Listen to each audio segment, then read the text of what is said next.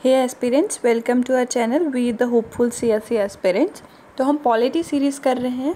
Polity series में हमने जो लक्ष्मीकांत बुक है वो हमारा सोर्स है। इसमें हमने पहला चैप्टर जो है वो हमारा कंप्लीट हो गया, जिसको हमने 3 पार्ट्स में डिवाइड करके पढ़ा था। और हर पार्ट को हम पहले पिछला पार्ट रिवाइज़ करते हैं, उसके बाद नया शुरू करते हैं। अगर आपको फर्स्ट चैप्टर पढ़ना है तो आप हमारी प्लेलिस्ट में जाके वो वीडियोस देख सकते हैं। और आज हम जो है हमारा सेकंड चैप्टर करेंगे, मेकिंग ऑफ द कॉन्स्टिट्यूशन। इसको हम 2 पार्ट्स में पढ़ेंगे। आज तो हम पढ़ेंगे कि कॉन्स्टिट्यूशन असेंबली का आइडिया कहाँ से आ रहा है, कौन उसको ऑफिशियली डिमांड कर रहा है, कैसे उसकी एक्सेप्ट होती है डिमांड, और उसके इलेक्शंस होती हैं या नॉमिनेशंस होती हैं। फिर उसके बाद उसको कैसे रिप्रेजेंटेशन कैसे होता है, किस बेसिस पे होता है, कौन कौन उसको हेड करता है, उसकी चेयरमैन, वाइस चेयरमैन। उसके बाद कॉन्स्टिट्यूटेंट असेंबली काम क्या क्या करती है, ऑब्जेक्टिव रेजोल्यूशन जिसको हम बोलते हैं, अभी आज का हमारा प्रीएम्बल है वो क्या है था, किसने वो लाया था, कैसे वो एक्सेप्ट होता है, और फिर कॉन्स्टिट्यूटेंट असेंबली का कॉन्स्टिट्यूशन बनाने के अलावा वो क्या क्या काम करती है। तो ये सब जो है वो हम आज पढ़ेंगे। और जो नेक्स्ट वीडियो है हमारी, उसमें हम क्या पढ़ेंगे, उसमें हम कि कॉन्स्टिट्यूशन हमारा ड्राफ्ट कैसे होता है, क्या क्या मीटिंग्स होती हैं, कौन कौन सी कमेटीज़ बनती हैं, मेजर कमेटीज़ बनती हैं, कुछ माइनर कमेटीज़ बनती हैं, और कुछ बाकी छोटी मोटी चीज़ें जैसे कि कॉन्स्टिट्यूशन की जो हिंदी वर्जन है उसकी कैलीग्राफी किसने की, इंग्लिश वर्जन है उसकी कैलीग्राफी किसने की, कितना अप्रॉक्सीमेटली खर्चा आया, ये सब कुछ हम अगली पार्ट सेकंड में करेंगे। ठीक है, तो शुरू करते हैं हमारा part 1, making of the constitution. इसमें जो हम सबसे पहली चीज़ पढ़ते हैं ना, वो पढ़ते हैं टाइमलाइन। ये छोटी सी टाइमलाइन है, 34 से स्टार्ट होती है, 46 पे आके ख़त्म हो जाती है। ये याद करने बहुत इजी है क्योंकि इसमें ना ज़्यादा डिफरेंस नहीं है, ज़्यादा से ज़्यादा 2 साल का डिफरेंस है, 3 साल का, 4 साल का, बस इतना की डिफरेंस है। तो ईयर्स ज़्यादा दूर नहीं है, तो याद करने में प्रॉब्लम नहीं होती है। इसको हम रिवाइज़ भी कर लेंगे, याद करके भी देखेंगे यहीं पे वीडियो में ही। तो सबसे पहले 1934 है ना, जो 1934 में M.N. रॉय जो हैं वो आइडिया देते हैं कि कॉन्स्टिट्यूटेंट असेंबली होनी चाहिए। CA का मतलब कॉन्स्टिट्यूटेंट असेंबली। ये फर्स्ट टाइम आइडिया देते हैं, लेकिन ये ऑफिशियली आइडिया नहीं देते हैं। ये M.N. रॉय थे कौन, जो इनकी इतनी कंसिडरेशन हो रही है, इनके आइडिया को कंसिडर किया जा रहा है। तो ये जो है हमारी कम्युनिस्ट पार्टी ऑफ इंडिया, उसके फाउंडर हैं। और इन्होंने कब फाउंड की थी, 1925 में ये कम्युनिस्ट पार्टी ऑफ इंडिया को फॉर्म करते हैं, इस्टेब्लिश करते हैं। और 1934 में ये कॉन्स्टिट्यूटेंट असेंबली का आइडिया देते हैं। अब 1935 में कांग्रेस जो है वो ऑफिशियली डिमांड करती है कि एक कॉन्स्टिट्यूटेंट असेंबली होनी चाहिए इंडिया का कॉन्स्टिट्यूशन बनाने के लिए। फिर उसके बाद जो 1938 है, उसके 2 साल बाद जो जवाहरलाल नेहरू हैं वो इंडियन नेशनल कांग्रेस के बिहाफ पे ये डिक्लेयर करते हैं कि जो हमारा कॉन्स्टिट्यूशन है फ्री इंडिया का, वो कॉन्स्टिट्यूटेंट असेंबली बनाएगी, पर बिना किसी आउटर प्रेशर के, कोई भी आउटसाइड इंटरफेरेंस नहीं होनी चाहिए। और ये जो है इसमें जो मेंबर्स होंगे, जो कॉन्स्टिट्यूटेंट असेंबली के होंगे, वो इलेक्ट किए जाएंगे एडल्ट फ्रेंचाइजी के बेसिस पे। उसके बाद 1940 में हमारा अगस्त ऑफर आता है, जिसमें ये डिमांड को एक्सेप्ट कर लिया जाता है। फिर 1942 में उसके 2 साल बाद क्रिप्स मिशन आता है। क्रिप्स मिशन में जो है ये बोला जाता है कि जो फ्री इंडिया का कॉन्स्टिट्यूटेंट असेंबली है ना, वो जो भी कॉन्स्टिट्यूशन बनाएगी उसको वर्ल्ड वॉर सेकेंड के बाद अडॉप्ट किया जाएगा।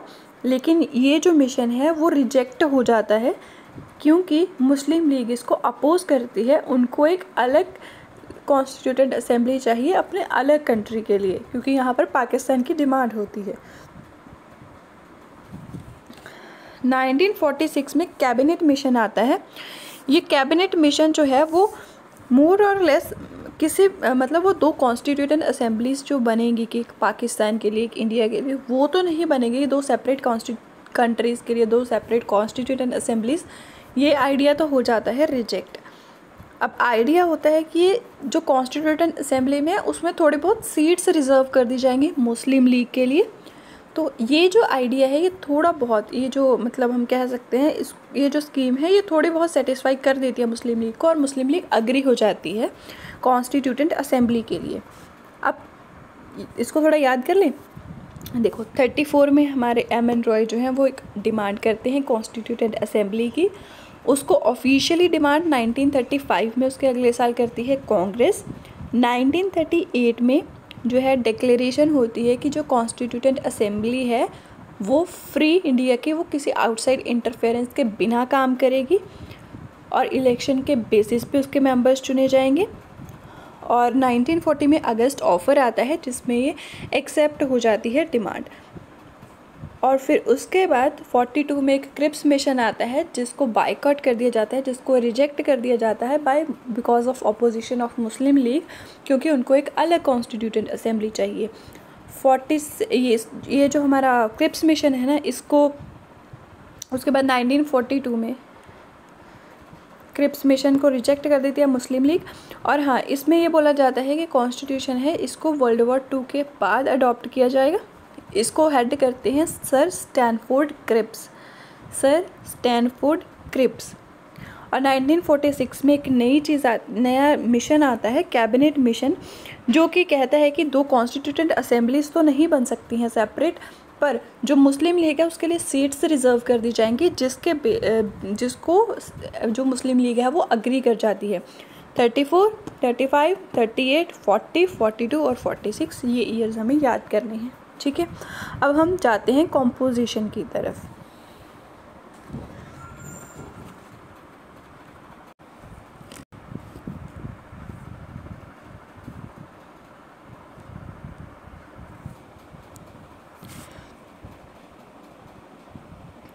देखो कॉन्स्टिट्यूटेंट असेंबली की कॉम्पोजिशन की जब हम बात करते हैं तो 389 सीट्स थी टोटल। अब उसमें से 296 जो थी वो ब्रिटिश इंडिया की थी और 93 जो थी वो प्रिंसली स्टेट्स की थी। ठीक है, वो प्रिंसली स्टेट्स की थी और ये ब्रिटिश इंडिया की थी। अब इसमें से जो 11 हैं वो तो गवर्नर प्रोविंसेस हैं और ये जो 4 हैं ये चीफ कमिश्नर प्रोविंसेस हैं। ये चीफ कमिश्नर प्रोविंसेस कौन कौन से थे याद कर लीजिए, लिख लीजिए अगर लिखना है तो कहीं। दिल्ली, कूर्ग, ब्रिटिश बलूचिस्तान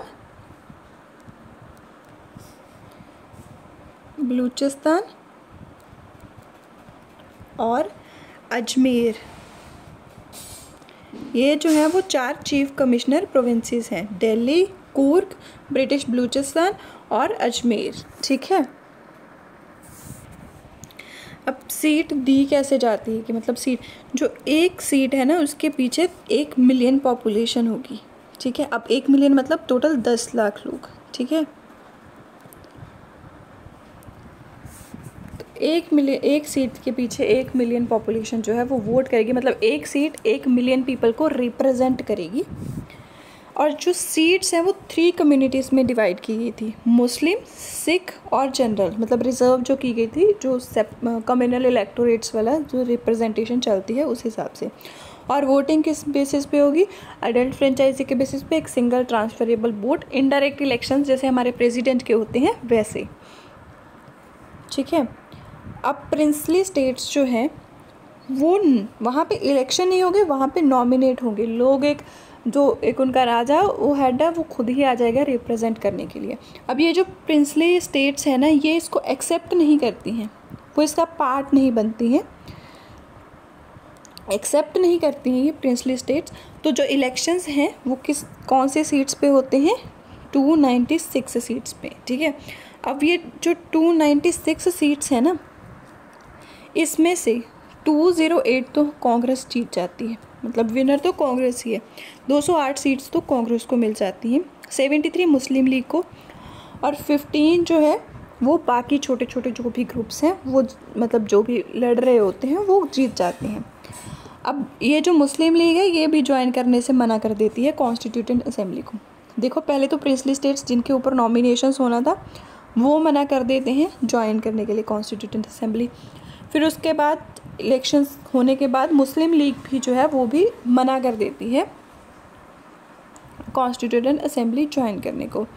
फिर भी कॉन्स्टिट्यूएंट असेंबली जो है वो अपना काम शुरू कर देती है, उसकी वर्किंग जो है स्टार्ट हो जाती है। तो हमें मोटा मोटा पता चल गया कि 389 सीट्स थी, उसमें से 11 जो ब्रिटिश प्रोविंसेस हैं, बाकी 4 चीफ कमिश्नर प्रोविंसेस हैं। ठीक है, चीफ कमिश्नर प्रोविंसेस कौन कौन से हैं? अजमेर, कूर्ग, दिल्ली और ब्रिटिश बलूचिस्तान।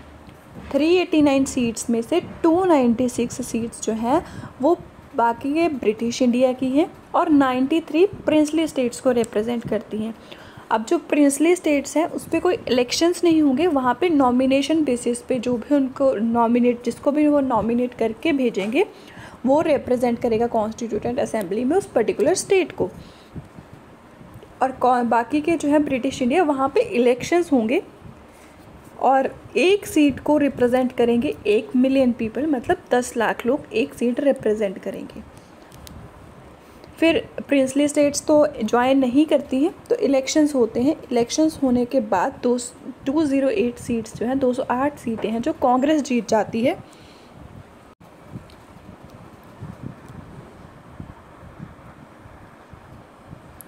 अब 208 सीट्स जो है वो मुस्लिम लीग जीत गई, ये सब हो गया। 208 लीग सीट्स कांग्रेस जीत गई, 73 मुस्लिम लीग जीत गई, 15 बाकी लोग जीत गए और जो मुस्लिम लीग है वो ज्वाइन करने से मना कर देती है। तो वर्किंग स्टार्ट होती है कॉन्स्टिट्यूएंट असेंबली की। जो फर्स्ट मीटिंग होती है ना वो होती है दिल्ली सेंट्रल हॉल में। ठीक है, सेंट्रल हॉल में, और इसको अटेंड करते हैं 211 मेंबर्स। और ये जो फर्स्ट मीटिंग होती है 9 दिसंबर को होती है और इसी में हमारे जो फर्स्ट प्रेसिडेंट है, इसको सबसे पहले एड्रेस कौन करता है मीटिंग को? जे.बी. कृपलानी अटेंड करते हैं, याद रख लीजिएगा इन नामों को।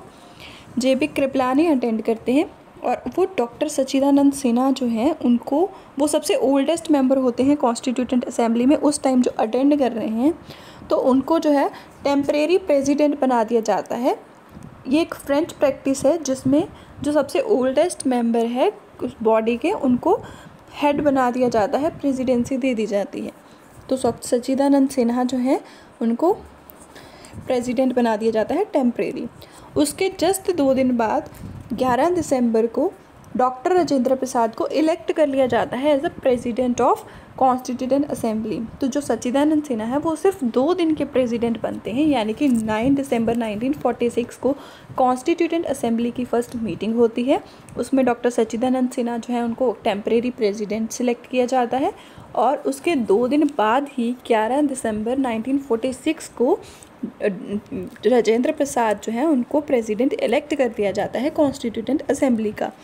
इसमें 2 वाइस प्रेसिडेंट्स चूज़ किए जाते हैं, एक तो H.C. मुखर्जी और V.T. कृष्णमाचारी, ये दोनों वाइस प्रेसिडेंट्स हैं। अब ये तो हो गई working of the constituent assembly के फर्स्ट डे क्या क्या हुआ। अब ज़रा ऑब्जेक्टिव रेजोल्यूशन जिसकी बहुत बात की जाती है, जिसको हमारा अब यहाँ प्रियम्बल भी है जो हमारा अब प्रेजेंट है, तो वो क्या था? जो ऑब्जेक्टिव रेजोल्यूशन है इसको प्रेजेंट करते हैं हमारे जवाहरलाल नेहरू। और कब प्रेजेंट करते हैं? 13 दिसंबर 1946 को। देखिए 9 दिसंबर को फर्स्ट मीटिंग होती है, 11 दिसंबर को जो है वो प्रेसिडेंट इलेक्ट हो जाते हैं डॉक्टर राजेंद्र प्रसाद, और उसके 2 दिन बाद 13 दिसंबर 1946 को एक ऑब्जेक्टिव रेजोल्यूशन पास होता है जिसको एड्रेस करते हैं, मतलब जो लाते हैं वो है, मूव करते हैं जवाहरलाल नेहरू। अब जो है कॉन्स्टिट्यूएंट असेंबली, ये ऑब्जेक्टिव रेजोल्यूशन में लिखा क्या क्या होता है? ऑब्जेक्टिव रेजोल्यूशन में ये लिखा होता है कि जो कॉन्स्टिट्यूएंट असेंबली है वो इंडिया को प्रोक्लेम करती है एज एन इंडिपेंडेंट, सॉवरन और रिपब्लिक कंट्री। ठीक है, रिपब्लिक स्टेट, और वो अपना कॉन्स्टिट्यूशन जो है, फ्यूचर जो गवर्नेंस है उसको खुद ही बनाएगी, मतलब सॉवरेनिटी है असेंबली की। इंडिया जो है वो यूनियन होगा स्टेट्स का। अब इसमें जो इंडिया में ऑलरेडी टेरिटरीज़ हैं वो जो इंडिया के अंडर आते हैं और जिनको ज्वाइन करना है इंडिया को, वो सब कुछ। ठीक है, खैर अभी मुझे लगता नहीं है कि वो पाते हैं, मतलब जो भी इंडिया का पार्ट है वो, अब वो सारे के सारे यूनियन होंगे। एक्चुअली यूनियन जैसे कि यूएस है ना, वो फेडरेशन है, मोर देन 50 कंट्रीज़ 50 स्टेट्स का फेडरेशन है, लेकिन इंडिया जो है वो फेडरेशन नहीं, वो यूनियन है, वो एक ही है। और दूसरा बोला गया कि ये गारंटी करेगी जो कॉन्स्टिट्यूशन होगा, कॉन्स्टिट्यूटेंट असेंबली का ये ऑब्जेक्टिव है कि वो अपने लोगों को, इंडिया के लोगों को सिक्योर करे क्या, जस्टिस जो कि सोशल, इकोनॉमिक और पॉलिटिकल हो, ये justice, equality of status of opportunity and before the law, freedom of thought, expression, belief, faith, ये सब जो कि हमारे प्रियम्बल में भी लिखा हुआ है वो सब इसमें बोला जाता है। आफ्टर ऑल यहीं से तो लिया है हमारा प्रियम्बल, यही तो प्रियम्बल है ना। तो worship, vocation, association and action subject to law, public morality, ये सब एश्योर करेगी अपने सिटीजन्स को। Adequate safeguards shall be provided for minorities, backward and tribal areas and depressed and other backward classes. जो बैकवर्ड क्लासेस हैं या फिर कोई भी माइनॉरिटीज़ हैं, एससीज हैं, बीसी हैं, बैकवर्ड क्लासेस और एसटीज़ हैं, ये सब इनको एक अच्छे से सेफगार्ड दिए जाएंगे, इनकी एक्सप्लॉयटेशन नहीं होगी, इनको प्रोटेक्ट किया जाएगा और मतलब प्रॉपर इनको सब कुछ दिया जाएगा, इनकी क्वालिटी का ध्यान रखा जाएगा। Shall we maintain the integrity of the republic and its sovereign rights of land, sea and air according to justice and law of civilized nations। Integrity जो है हमारी रिपब्लिक की और उसके जो राइट्स हैं उन सबको मेंटेन रखा जाएगा, चाहे वो लैंड है, चाहे वो ज़मीन है, चाहे वो सी एरिया है या फिर एयर है, ठीक है, कहीं पे भी। और ancient lands, the ancient land attain its rightful and honored place in the world and makes its full and willing contribution to the promotion of the world peace and the welfare of the mankind। कि जो हमारी जो historic country है या state है वो अपनी attain कर रही है अपनी पोजीशन, एक ऑनर्ड प्लेस जो वर्ल्ड में है, और ये कंट्रीब्यूट करेगी कि जो हमारा कंट्री है वो वर्ल्ड पीस में और दूसरों के ह्यूमैनिटी के भले में, मैनकाइंड के भले के लिए काम करेगा। ये सब इस रेजोल्यूशन में लिखा गया था और इसको यूनैनिमसली मतलब सब ने एक्सेप्ट कर लिया था 22 जनवरी 1947 को। ये हमारा ऑब्जेक्टिव रेजोल्यूशन है, प्रियम्बल से ही मिलता जुलता है, वो पता है तो ये भी पता है, ये पता है तो प्रियम्बल भी पता है।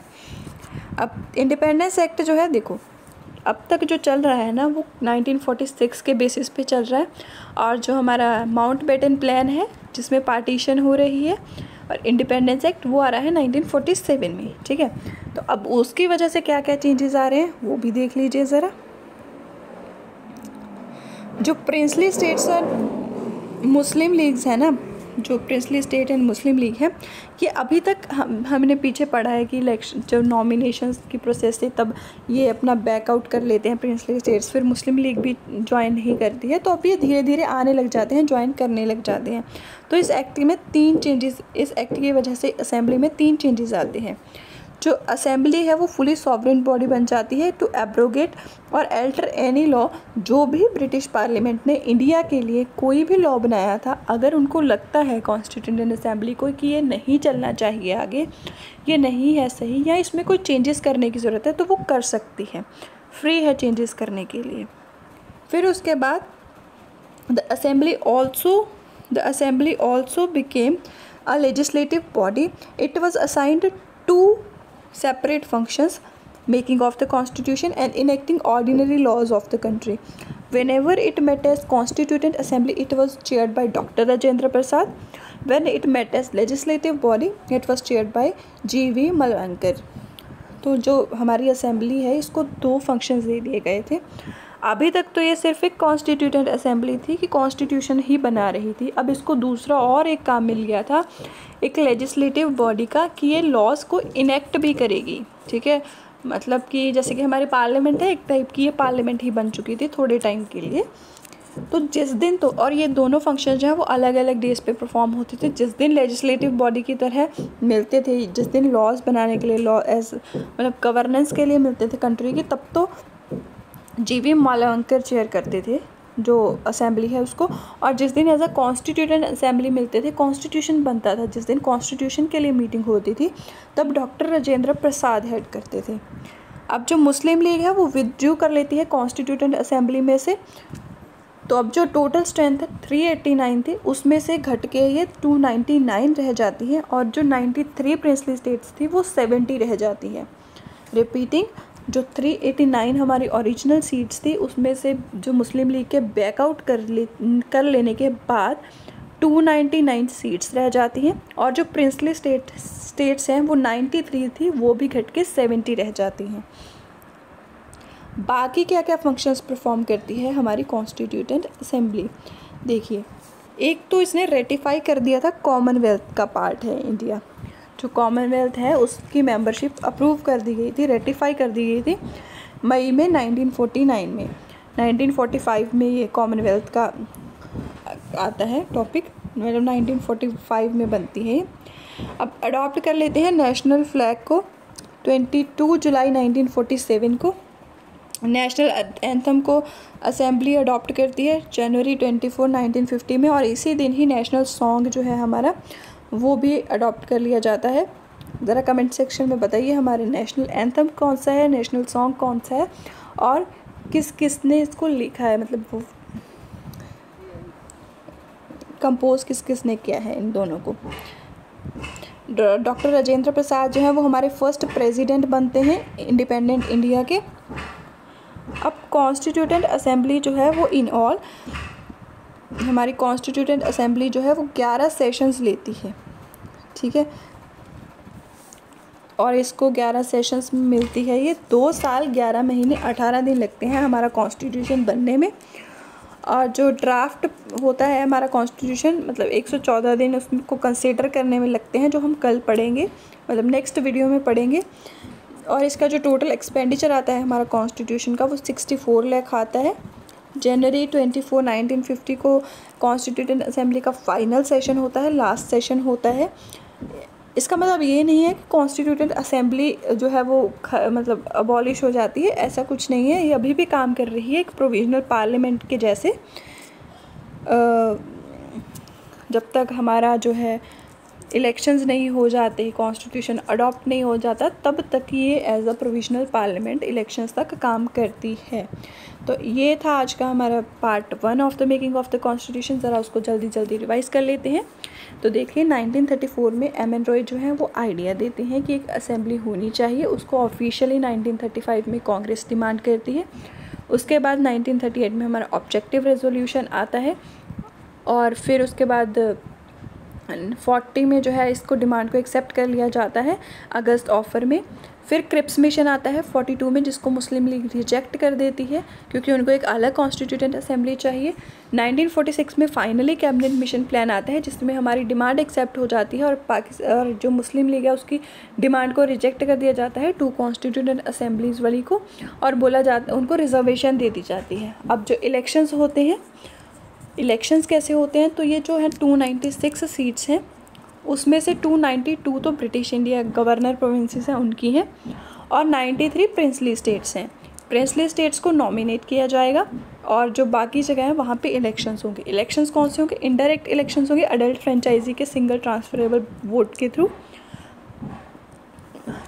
एक सीट जो है वो 10 लाख पीपल को रिप्रेजेंट करेगी, और फिर उसके बाद जब इलेक्शंस हो जाते हैं, जो प्रिंसली स्टेट्स हैं वो पार्टिसिपेट नहीं करते हैं, नॉमिनेशंस में भी नहीं करते हैं, वो पीछे हट जाते हैं। और फिर इलेक्शंस होने के बाद कांग्रेस 208 सीट्स जीत जाती है, 73 मुस्लिम लीग जीतती है, 15 बाकी के लोग जीत जाते हैं जो पार्टीज़ होती हैं। इनको 3 जो सीट्स हैं जहाँ इलेक्शंस के टाइम, इनको 3 कम्युनिटीज़ में डिवाइड किया जाता है, मतलब 3 कम्युनिटीज़ को रिप्रेजेंट किया जाता है। वो है सिख है, मुस्लिम है और जनरल है। और फिर उसके बाद जब मुस्लिम लीग है वो भी बैकआउट कर लेती है, फिर उसके बाद ये अपनी वर्किंग स्टार्ट करते हैं, और देन एंड सो ऑन। तो थैंक यू सो मच, ये था हमारा आज का सेशन, और आई होप कि आपको ये अच्छा लगा हो, थोड़ा बहुत आपको इससे हेल्प हुई हो इस वीडियो से। अगर आपको अच्छी लगी तो please like, share, subscribe and comment करके बताइए अगर आपको कुछ गलत लगा, कुछ आप फैक्ट और ऐड करवाना चाहते हैं तो ये आप कमेंट सेक्शन में मेंशन कर दीजिएगा। Thank you so much, take care.